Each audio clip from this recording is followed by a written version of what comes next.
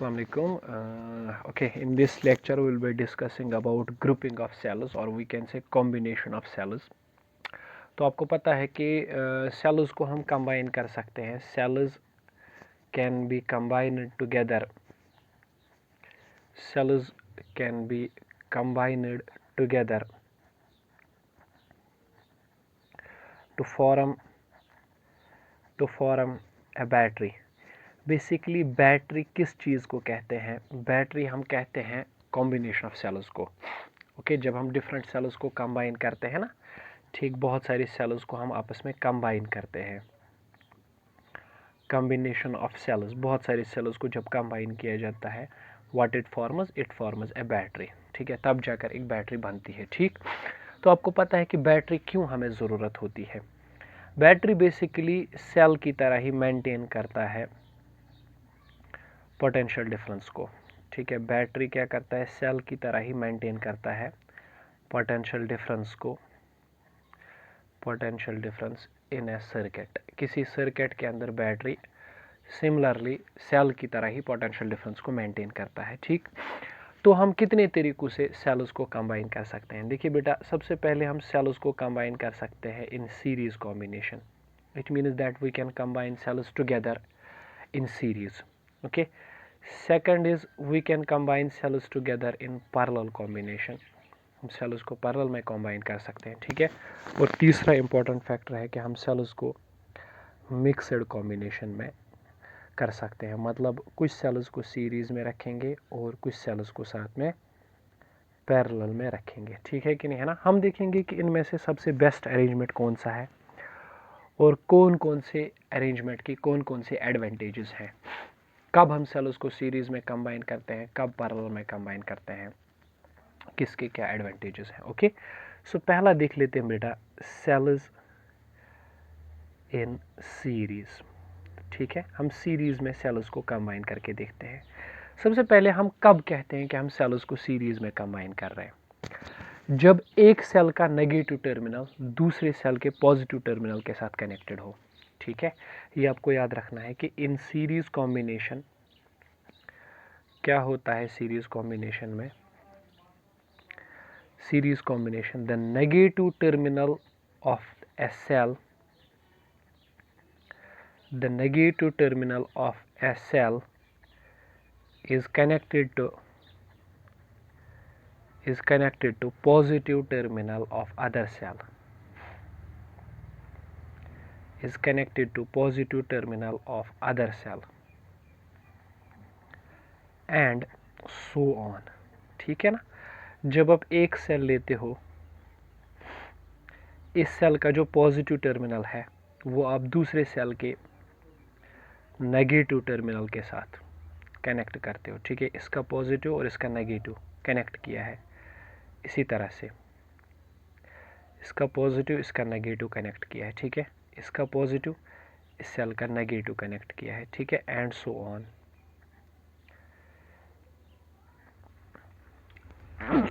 इस तरह की कॉम्बिनेशन को हम क्या कहते हैं बेटा? सेल कॉम्बिनेशन कहते हैं. लेकिन कौन सा cell combination? series combination. This terminal is obviously negative and this one is connected to bigger plate, so this terminal is positive. तो जब आप सेल्स को कनेक्ट करोगे ना इस तरीके से, सच दैट कि एक सेल का पॉजिटिव टर्मिनल दूसरे सेल के नेगेटिव टर्मिनल के साथ कनेक्टेड है, then it is said to be a series combination. ठीक है कि नहीं, हम इसको सीरीज कॉम्बिनेशन कह सकते हैं. ठीक, अब देखिए बेटा, दो तरह की सेल्स हमारे पास हो सकती हैं. सेल्स हमारे पास दो तरह की हो सकती हैं. एक तो हो सकती हैं वो सेल्स जिनको बोला जाता है आइडेंटिकल सेल्स, और दूसरा हो सकता है वो सेल्स जिनको बोलते हैं different cells. Okay, so what are basically identical cells? Two or more cells are said to be identical. हम कहते हैं are said to be identical. बहुत सारी सेल्स को हम तब आइडेंटिकल कहते हैं, identical, when they have same EMF and internal resistance. ठीक है कि नहीं, है ना. हम जब कहते हैं बहुत सारी सेल्स हमारे पास हैं, हम कहेंगे कि ये आइडेंटिकल हैं. कब कहेंगे ये आइडेंटिकल सेल्स हैं? जब बहुत सारी सेल्स का ईएमएफ और जो रेजिस्टेंस है, ठीक है ना, इंटरनल रेजिस्टेंस, सपोज इसका ईएमएफ ई है, इसका भी ई होगा, इसका भी ई होगा, ठीक है।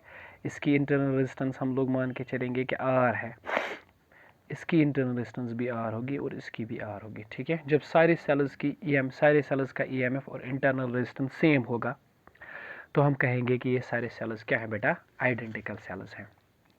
Very good. Those sales having same EMF as well as same internal resistance, they are said to be identical. Okay, now different cells. different cells क्या होती हैं? वो cells जिनका EMF क्या होगा? different, मतलब they have different EMFs and they have different internal resistances, ठीक है। सबका EMF अलग अलग होगा और सबका इंटरनल रेजिस्टेंस अलग अलग होगा। They are said to be different cells. Say for example आपके पास ये एक सेल है, ये दूसरी सेल है, इस तरह से बहुत सारे सेल्स। इसका EMF E1 है, इसका E2 है, इसका E3 है, इसका 4 है, डैश डैश डैश। इस सेल की इंटरनल रेजिस्टेंस R1 है, इस सेल की इंटरनल रेजिस्टेंस R2 है, इस सेल की इंटरनल रेजिस्टेंस R3 है, इस सेल की इंटरनल रेजिस्टेंस R4 है, डैश डैश डैश, ठीक है। It means that E1 not equal to E2, not equal to E3, not equal to E4. Similarly, R1 not equal to R2, not equal to R3, and not equal to R4. Okay, because they have different type of EMFs as well as they have different type of internal resistances, ठीक है। So they are said to be different cells. And identical क्या होगी? वो वाली cell जिनका EMF और internal resistance very good एक जैसा हो, ठीक है, एक ही जैसा EMF, सेम सिमिलर EMF, ठीक है। अब देखो, हम इन सेल्स को भी सीरीज में कंबाइन कर सकते हैं, आइडेंटिकल सेल्स को, और डिफरेंट सेल्स को भी सीरीज में कंबाइन कर सकते हैं, ठीक है ना। So let's take both of the cases one by one, turn by turn लेते हैं। पहले हम उन सेल्स की बात करेंगे जो आइडेंटिकल हैं और हम उनको सीरीज में कनेक्ट कर रहे हैं, ठीक है।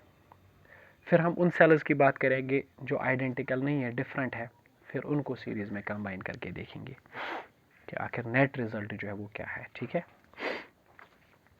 Okay, let's combine then, let's see what is. चलिए सबसे पहला केस लेते हैं, आइडेंटिकल सेल्स, लेकिन ये सारी आइडेंटिकल सेल्स कैसे है? इन सीरीज। ओके, आइडेंटिकल सेल्स हैं हमारे पास, लेकिन सारी की सारी आइडेंटिकल सेल्स हम लोग सीरीज में कनेक्ट करेंगे, ठीक है। ध्यान से समझिएगा।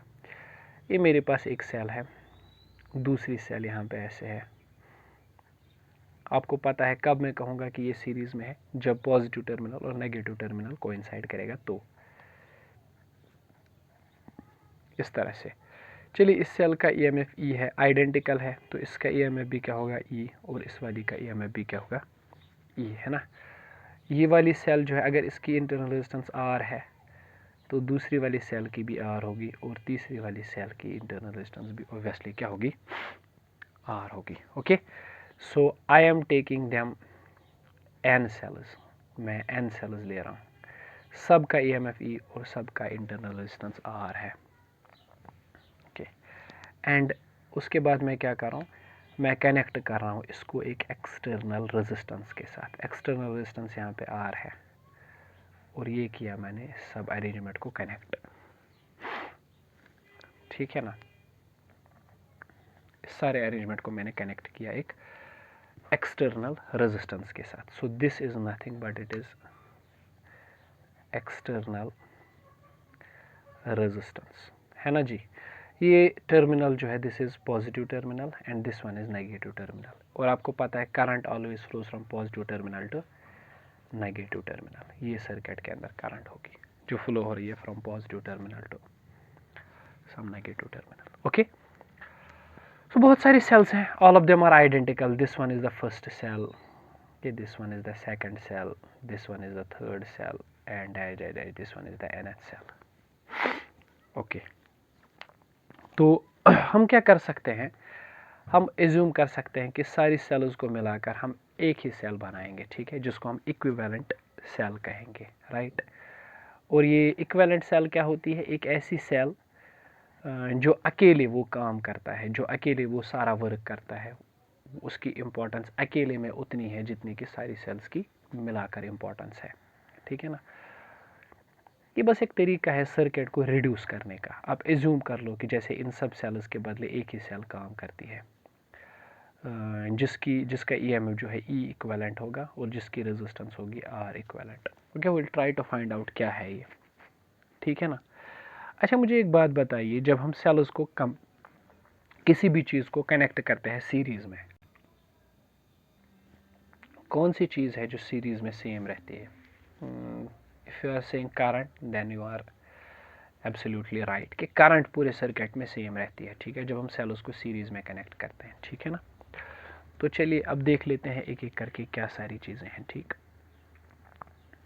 तो आप मुझे बताइए what is the effective EMF, total EMF कितना होगा सर्किट के अंदर?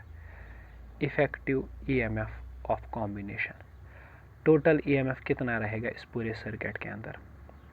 तो आप देख सकते हो total EMF will be sum of all EMF. Series में ये होता है, जितने भी पोटेंशियल्स होते हैं सब का सम होता है। तो इफेक्टिव ईएमएफ, या आप कह सकते हो इक्विवेलेंट ईएमएफ, वो होगा ना पहली सेल का प्लस दूसरे सेल का प्लस तीसरे सेल का dash dash dash up to how many, these are N terms, N cells हैं हमारे पास। तो इक्विवेलेंट ईएमएफ जो आएगा that is N times E. Okay, तो ये ईएमएफ है, मतलब ये जो सेल आपने लगाई है फाइनली इक्विवेलेंट सेल पूरे सर्किट में, ईएमएफ जो है that is N times E. N times E is the EMF पूरे सर्किट में। और रेजिस्टेंस कितनी है? Effective resistance of all cells, effective resistance of all cells, मैं बोल रहा हूँ सब सेल्स का, जब हम कंबाइन करते हैं, चूंकि all of the cells are in series, so इनकी रेजिस्टेंसेस भी सीरीज में हो गई। तो इफेक्टिव ईएमएफ कितना रहता है सीरीज कॉम्बिनेशन में? That is R plus R plus R plus dash dash R up to how many terms? N terms, है ना। सो इक्विवेलेंट रेजिस्टेंस जो है that is N times R. Okay, this is the EMF, this is the internal resistance. तो ये R equivalent जो है that is N times R, right. अच्छा, total resistance कितनी है सर्किट की? टोटल रेजिस्टेंस ये तो हो गया सेल्स का, है ना। क्यों? क्योंकि देखिए बेटा, सेल्स का तो हो गया N टाइम्स R, लेकिन हमने सेल के साथ साथ एक्सटर्नल रेजिस्टेंस भी कनेक्ट किया, उसको भी तो लेना है ना कंसिडरेशन में। Total resistance of circuit, circuit का टोटल रेजिस्टेंस जो है ना वो होगा बराबर, एक तो ये एक्सटर्नल रेजिस्टेंस होगा R, और दूसरा इन सब की इसकी रेजिस्टेंस N टाइम्स R, क्योंकि ये दोनों भी तो सीरीज में है ना। तो ये हो गया, ठीक है, इसको हम कहेंगे टोटल इक्विवेलेंट रेजिस्टेंस। ठीक, नाउ करंट किसके बराबर होता है? करंट इन सर्किट, तो आप निकाल सकते हो आराम से। करंट इन सर्किट, सर्किट के अंदर जो करंट होगा दैट इज पोटेंशियल डिफरेंस कितना है डिवाइडेड बाय रेसिस्टेंस कितनी है। ये तो ओम्स लॉ है वैसे, पोटेंशियल डिफरेंस बाय करंट। तो current is equivalent potential difference by resistance. What is the total potential? That's N times E in the circuit. And what is the total resistance? Total resistance is simply this thing. Okay, R plus N times R. So ये जो equation 1 है ना, it gives me the value of current. ये मुझे बताता है कि कितनी करंट है सर्किट के अंदर। अब यहां से क्लियर कट साबित होता है कि जो करंट सर्किट के अंदर है, करंट इन सर्किट, वो डिपेंड किस पे करता है? डिपेंड्स ऑन ये एक्सटर्नल रेजिस्टेंस है ना, डिपेंड्स ऑन एक्सटर्नल रेजिस्टेंस। वो डिपेंड करता है एक्सटर्नल रेजिस्टेंस का वैल्यू कितना है, उस चीज़ पे वो डिपेंड करता है। ठीक है ना। तो वही हम बोलेंगे कि वो बेसिकली क्या है, किस तरह से डिपेंडेंस है एक्सटर्नल रेजिस्टेंस पर। ठीक है ना। तो अब देखिए किस तरह से है, स्पेशल केसेस में कंसिडर कर रहा हूँ। Let me consider case number 1। Okay, case number 1 इस तरह से है, if R is greater than R means external resistance जो है ना, हमने जो रेजिस्टर बाहर से कनेक्ट किया है, external resistance that is much greater than internal resistance. External resistance internal resistance से काफ़ी ज़्यादा है। तो अगर एक्सटर्नल रेजिस्टेंस ज़्यादा है विच मीन्स दैट आप क्या कर सकते हो, R plus N times R, ये जो टर्म डिनोमिनेटर में है, इस टर्म के बदले आप क्या लिख सकते हो, ये एक्सटर्नल रेजिस्टेंस तो बहुत ज़्यादा है, एन आर नेग्लिजिबल है तो आप इसके बदले आर लिख सकते हो। ओके, सो करंट कितना बनेगा उस टाइम पे, अब सर्किट में देख लो, करंट यहाँ पे एन आर तो नेग्लेक्ट हो गया, अब बन जाएगा N times E by R. Okay, so इस केस में देन सर्किट के अंदर कितना करंट फ्लो होगा, that will be N times E divide by capital R which is I is equal to N times E by R. ठीक है यहाँ तक, तो आप कह सकते हो it is nothing but current is equivalent to number of cells, number of cells कितनी है, ठीक है, multiplied by E by R is voltage by resistance of single cell, so that is current due to single cell, that is current in single cell। मतलब एक cell कितना current generate करेगा, multiply करेंगे कि कितनी सेल्स आपके पास होंगी, ठीक है ना। सो अगर आपको लार्ज अमाउंट ऑफ, मतलब ये तो ज्यादा करंट हो गई ना, so in order to get large amount of current, in order to get large amount of current, in order to get large amount of current in series, external resistance should be, external resistance should be large, ठीक है, external resistance should be large। अगर आपको बहुत ज़्यादा current चाहिए ना circuit के अंदर, तो आपकी जो एक्सटर्नल रेजिस्टेंस होनी चाहिए सर्किट की वो काफ़ी ज़्यादा होनी चाहिए, that should be great, that should be much more. Okay, अब आते हैं हम लोग केस नंबर सेकंड पर। अगर हम क्या करेंगे, अगर आर बहुत छोटा होगा as compare to N R, मतलब ये कहेंगे कि एक्सटर्नल रेजिस्टेंस जो है ना वो कम है इंटरनल रेजिस्टेंस से, सेल की रेजिस्टेंस ज़्यादा है। ओके, सेल की रेजिस्टेंस ज़्यादा है, ठीक, और बाहर से जो रेजिस्टेंस कनेक्टेड है वो कम है, external resistance is less than internal resistance. तो सवाल यह है कि उस टाइम पे क्या हो जाएगा, उस टाइम पे आप R प्लस एन आर जो टर्म है, ये तो छोटा है ये बड़ा है, तो आप एन आर लिख सकते हो, ठीक है। सो सर्किट में जो करंट आ रही थी उसके लिए हमारे पास एक्सप्रेशन था N times E R plus N R, हाँ, तो N times E divide by, अब इस R प्लस एन आर के बदले आप लिखोगे खाली एन आर, एन और N cancel, current is E by R, यानी due to single cell, current यहाँ पर एक सेल की वजह से आएगा, ठीक है कि नहीं, है ना, मतलब पूरी कॉम्बिनेशन बनाने का कोई फ़ायदा नहीं हुआ, ठीक है कि नहीं, है ना। अगर एक्सटर्नल रेजिस्टेंस कम है सो क्या हो जाएगा, सिंगल सेल जितनी करंट फ्लो हो जाएगी, मतलब एक सेल जितनी करंट प्रोड्यूस करेगी सर्किट में उतना ही करंट रहेगा, ठीक है। सो याद रखना है, in order to get low current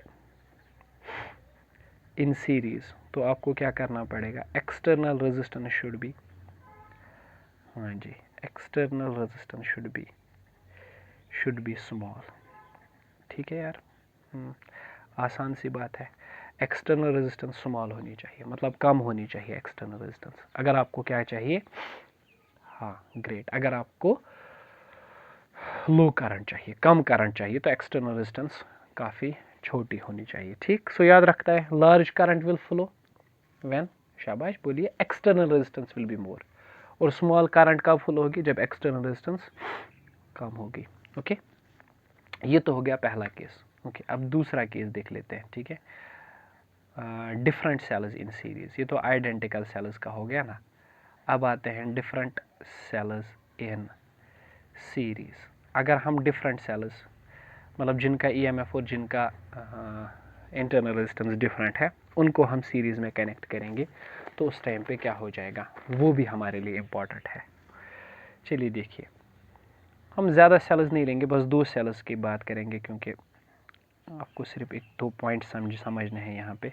तो ये यहाँ पे इस तरह से इसकी इंटरनल रेजिस्टेंस है, इसकी इंटरनल रेजिस्टेंस,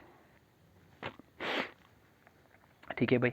इसका ईएमएफ E1 है, इसका ईएमएफ E2 है, इसकी इंटरनल रेजिस्टेंस R1 है, इसकी इंटरनल रेजिस्टेंस R2 है। So they are different cells having different EMFs and different resistances.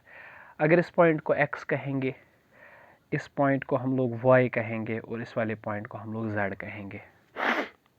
Okay, So what will happen? This is the positive end, this is the negative end. Current flows from positive end to negative end. Okay, तो वो तो पता ही है, current flows from positive end to negative end. हम दोनों sales के बदले एक ही सेल लगा सकते हैं, जिसको हम क्या बोलेंगे? Equivalent cell. चलिए, उसका ईएमएफ ई इक्विवेलेंट होगा और उसकी रेजिस्टेंस आर इक्विवेलेंट होगी. तो ये पॉइंट जो है ये एक्स रहेगा और ये लास्ट वाला पॉइंट जेड रहेगा, क्योंकि हमने दोनों को कंबाइन करके एक ही सेल बनाई है. ठीक है, और याद रखोगे E1 is not equal to E2, R1 is not equal to R2. We are talking about different kind of cells. You have to keep this thing in mind. Okay. So मुझे बताइए आप, अगर मैं आपको बोलूँगा VXY, what is the potential difference between the point X and Y? You will say, sir, ये तो simple है, potential at X minus potential drop at Y. ठीक है ना? अगर मैं इस तरह से आपको बता दूँ, ठीक, तो मुझे बताइए पहली सेल के लिए, जो फर्स्ट सेल है, उसके लिए आप क्या एक्सप्रेशन लिखेंगे? What will be the formula? आपको पता है कि फार्मूला क्या है? वो होती है E is equal to V is equal to E minus I R. Okay, this is the formula, V is equal to E minus I R. तो पहली सेल के लिए जब आप ये फार्मूला लिखोगे ना, तो ये क्या आएगा? शाबाश.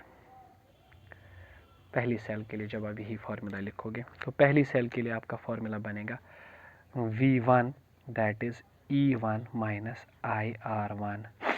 ओके, और दूसरी सेल के लिए जब आप ये फार्मूला लिखोगे, that is V2 is E2 minus IR2. Okay, this is for the second cell, this is for the first cell. First cell का मतलब क्या है? एक्स और वाई के बीच में जो पोटेंशियल है, so will write it V X Y. Second cell का मतलब क्या है? वाई और जेड के बीच में, so will write it Y Z V Y Z. Okay, okay, let me write it in a proper manner so that you may understand it in clear senses. Okay, so हमें निकला expression VXY, that is वो हमने लिखा E1 minus IR1. okay, let us call it as second. VYZ, that is E2 minus ER2, let's call it third. okay, अब देखिए, आप ध्यान से समझिएगा. नाउ अगर मैं आपको बोलूं कि हमें पोटेंशियल चाहिए बेटा x और z के बीच में, आप सोचिए ना, पहले यहाँ पे पॉइंट था x, this was point y, this was point z, है ना? तो हमने पहले x और y के बीच में देखा पोटेंशियल, इट वाज VXY. फिर हमने y और z के बीच में देखा, इट वाज VYZ. अब हम पूरा देख रहे हैं VXZ, तो क्या आएगा बताइए? Obviously VXZ it will be VXY plus VYZ, है ना जी? ओके, तो VXZ वो आएगा VXY. VXY के लिए फॉर्मूला आप लिखो E1 माइनस IR1 प्लस इसके लिए VYZ के लिए E2 माइनस IR2. तो VXZ will be E1, then you can write plus E2. Okay, then you have minus IR1 minus IR2. VXZ that is E1 plus E2. Okay, minus आप यहाँ से common लीजिए R1 plus R2. Okay, this is the final potential between these two points X and Z. तो अगर आपने अभी diagram को ध्यान से देखा होगा, हमने इक्विवेलेंट सेल बनाई थी. हमने कहा था R इक्विवेलेंट और इसका EMF होगा E equivalent. This is point X और यहाँ पे पॉइंट था Z. इसके लिए अगर आप एक्सप्रेशन लिखोगे ना, तो इसको पहले फोर्थ कहते हैं.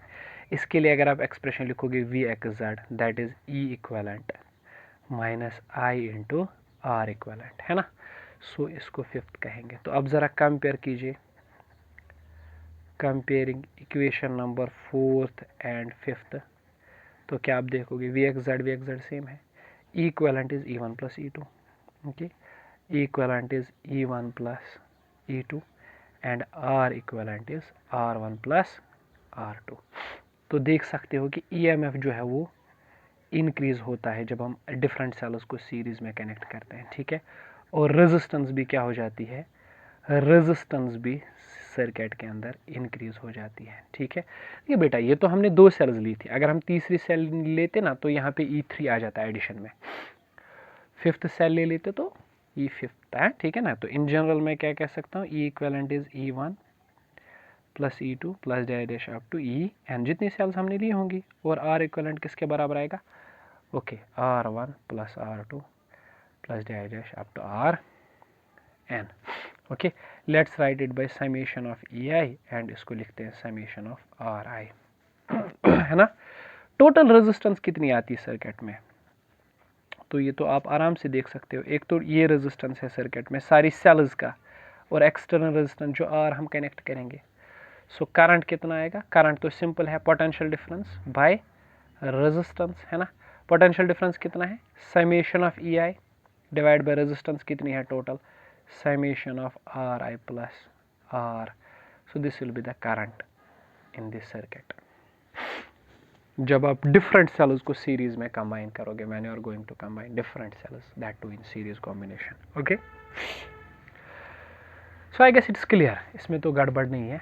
अगर आप डिफरेंट सेल्स को कनेक्ट करोगे सीरीज में तो किस तरह से आएगा, तो टोटल रेजिस्टेंस भी बढ़ेगी, टोटल EMF भी बढ़ जाएगा, है ना। और अगर आप आइडेंटिकल सेल्स को कनेक्ट करोगे तो वो केस भी मैंने आपके साथ डिस्कस कर लिया कि क्या आएगा, ठीक है। अब यहाँ पे कुछ इंपॉर्टेंट है, कुछ अमेजिंग है, फैसिनेटिंग चीज़ है, वो ये है कि अगर आप दो सेल्स को इस तरह से कनेक्ट कर रहे हो कि ये पॉजिटिव है, ये नेगेटिव है, आप इस सेल का नेगेटिव दूसरे सेल के नेगेटिव के साथ कनेक्ट कर रहे हो, ओके। तो आपने क्या किया है, नेगेटिव को नेगेटिव के साथ आपने कनेक्ट किया है, ठीक। ये तो थोड़ा डिफरेंट है ना। तो उस टाइम पे क्या हो जाएगा, हालांकि we don't need to derive that, बस आप थोड़ा सा ध्यान रखोगे। अगर इसका EMF E1 है तो इसका EMF आपको नेगेटिव लेना पड़ेगा -E2, बस यही रहेगा। तो आपकी जो एक्सप्रेशन है VXZ वो किस तरह से आ जाएगी, if this is X, this is Y and this one is Z, तो आपकी जो एक्सप्रेशन है दैट विल बी, अभी आया था ना E1 माइनस IR1, है ना। तो दूसरा क्या आ जाएगा, प्लस, वो आ जाएगा E2 नहीं, -E2 माइनस IR2, ठीक है।